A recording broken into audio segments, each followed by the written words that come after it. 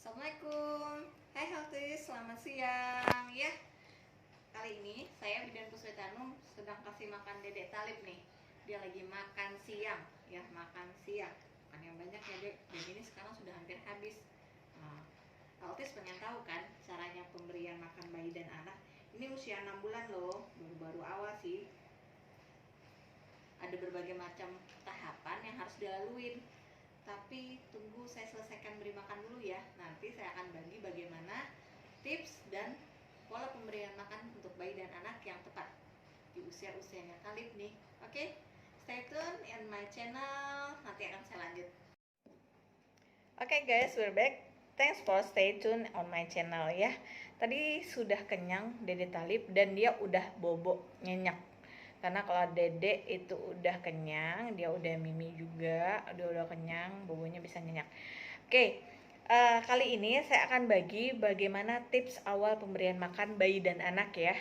Jadi buat ibu-ibu yang mau siap-siap untuk memberi makan bayi dan anaknya ya, babynya di usia 6 bulan loh ya. Saya bagi sedikit tips ya. Oke, tentunya yang kita siapkan adalah tetap sumber makanannya adalah makanan keluarga. Kenapa kita mengenalkan makanan keluarga? Karena untuk berikut-berikutnya supaya dia terbiasa dengan rasa makanan keluarga. Jadi yang enggak rasa-rasa macam-macam yang enggak bisa kita penuhi ya.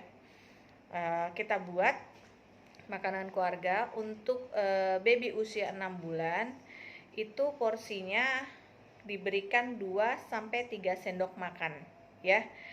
Tentu nyendokinnya makan ini pakai sendok bayi tetap. Cuma untuk porsinya adalah 2-3 sendok makan dengan pemberian di awal adalah 2 kali sehari, itu pagi dan sore. Ya. Terus yang diberikan teksturnya bagaimana? Teksturnya tidak terlalu encer, karena kalau terlalu encer, babynya akan kenyang dengan air dan kandungan yang masuk itu nggak sesuai dengan yang dibutuhkan baby. Akibatnya ketika ASI eksklusif dia gemuk, di awal pemberian makan yang kurang tepat bisa mengakibatkan grafiknya akan mendatar atau malah bisa menurun ya. Jadi tetap yang diberikan teksturnya adalah makanan kental ya, bubur yang dibuat kental. Nah, apa saja isi buburnya? Seperti saya katakan tadi, buburnya itu isinya adalah makanan keluarga. Jadi kalau saya misalnya pada saat hari itu masak sayur bening, buburnya baby itu akan saya campur dengan yang saya masak, yaitu sayur bening. Tentunya nggak pakai kuahnya. Jadi saya cukup memberikan apa yang di dalam sayur bening itu seperti labu, bayamnya akan saya campur. Jadi bubur akan saya campur.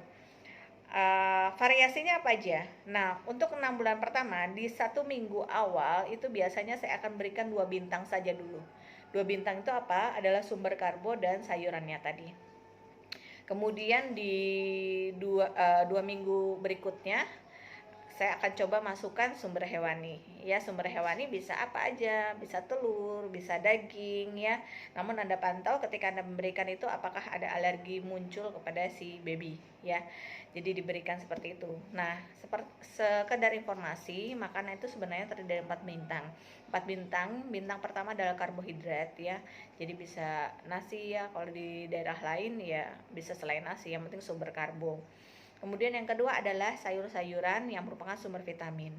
Yang kita butuh adalah vitamin multivitamin ya, vitamin A, vitamin C yang bisa dapat dari sayuran. Kemudian yang ketiga adalah kacang-kacangan. Kacang-kacangan ini yang paling gampang sih tahu tempe ya, ada terus ya kan. Tapi bisa kita kombinasikan dalam sayuran, misalnya sayur sopnya bisa dicampur kacang merah dan lain-lain lah. Sumber protein kacang-kacangan tadi. Yang keempat adalah sumber hewani. Hewani ini untuk memenuhi kebutuhan zat besi si dedek supaya si dedek nggak terkena anemia. Jadi 4 sumber tadi yang harus dipenuhi dalam pemberian makan bayi dan anak. Kemudian selain variasi tadi ya, kita butuh juga bagaimana kreativitas ibu untuk memberi makan. Jadi jadikan pemberian makan itu adalah suatu hal yang menyenangkan, bukan hal yang menakutkan bagi adik. Ya, saya berikan contoh, saking semangatnya orang tua pada saat 6 bulan anak yang mau makan, semangat banget nih, buatinnya udah banyak tidak sesuai porsinya, kemudian bayinya dikekep atau kata orang Banjar dipeteng. Baru tuh dicekokin. Hati-hati, itu yang bisa membuat anak trauma pada makanan. Dan ketika anak sudah trauma, itu akan terjadi GTM. You know GTM? Gerakan tutup mulut.